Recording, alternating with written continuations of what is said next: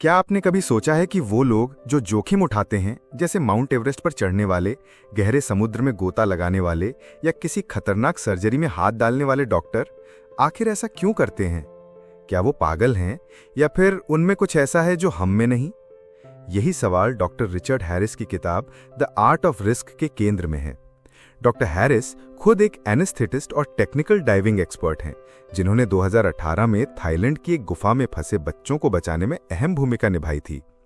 इस rescue mission में हर चीज दांव पर लगी थी, जान, समय और भरोसा। पर हैरिस और उनकी टीम ने जो किया वो इतिहास बन गया। अब सवाल ये है कि हम आम लोग उनके अनुभवों से क्या सीख सकते हैं। किताब की शुरुआत एक बेहद रोमांचक लेकिन सच्ची कहानी से होती है, जहां थाईलैंड की एक गुफा में 12 बच्चे और उनका कोच बारिश की वजह से फंस जाते हैं। पानी बढ़ता जा रहा है, ऑक्सीजन कम होती जा रही है और बाहर की दुनिया की धड़कनें थम चुकी हैं। तभी डॉक्टर हैरिस जैसे कुछ लोग ये जोखिम उठाने को तैयार होते हैं कि वो गुफा में घुसकर उन्हें बाहर निकालें। कई लोग इसे आत्मघाती मिशन मानते हैं, लेकिन हैरिस इस मिशन में सफलता हासिल करते हैं। अब आप सोच रहे होंगे, ऐसा साहस कैसे आता है? यही तो हैरिस हमें सिखाते हैं कि जोखिम कोई दुर्घटना नहीं है, ये एक कला है और इस कला को सीखा जा सकता है। डॉक्टर हैरिस कहते हैं कि रिस्क लेने वाले लोग बेवकूफ नहीं होते, बल्कि वो बेहद तैयारी और सोच समझ के कदम उठाते हैं। उन्होंने अपने अनुभवों से सीखा कि डर लगना बुरा नहीं है, बल्कि डर एक सिग्नल है जो हमें सावधान करता है। हिम्मत का मतलब डर से मुक्त होना नहीं, बल्कि डर के बावजूद आगे बढ़ना है। जब हम अपने डर को समझने लगते हैं, तब हम रिस्क को बेहतर तरीके से मैनेज कर सकते हैं। किताब हमें यह भी सिखाती है कि रिस्क लेने का मतलब हर बार जान पर खेलना नहीं होता है। कई बार एक छोटा सा फैसला भी जिंदगी का रुख बदल सकता है, जैसे करियर बदलना, किसी नए शहर जाना, किसी नए आइडिया पर काम करना या किसी से सच बोल देना। ये सारे छोटे छोटे रिस्क हमारी पर्सनल ग्रोथ के लिए जरूरी होते हैं। किताब में हैरिस ने बताया है कि कैसे हमारे दिमाग का प्राचीन हिस्सा यानी अमिगडाला रिस्क को लेकर तुरंत प्रतिक्रिया देता है, या तो लड़ो या भागो।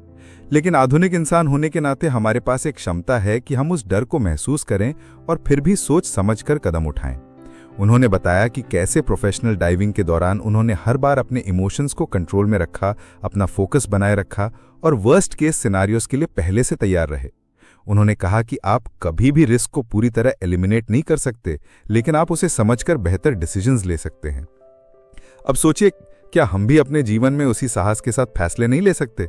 रिस्क सिर्फ बम डिफ्यूज करने वाले या सर्जन के लिए नहीं होता है, वो हर इंसान के लिए है जो किसी बदलाव से डरता है लेकिन जानता है कि बदलाव जरूरी है। हर बार जब आप किसी सेफ जोन से बाहर आते हैं तो आप रिस्क ले रहे होते हैं, लेकिन हैरिस कहते हैं कि रिस्क लेने की कला में सबसे अहम है प्रैक्टिस, रिफ्लेक्शन और टीम वर्क। जब आप किसी भरोसेमंद टीम के साथ होते हैं तो रिस्क को संभालना आसान हो जाता है, और जब आप हर अनुभव से सीखते हैं तब अगली बार और बेहतर तैयारी कर पाते हैं।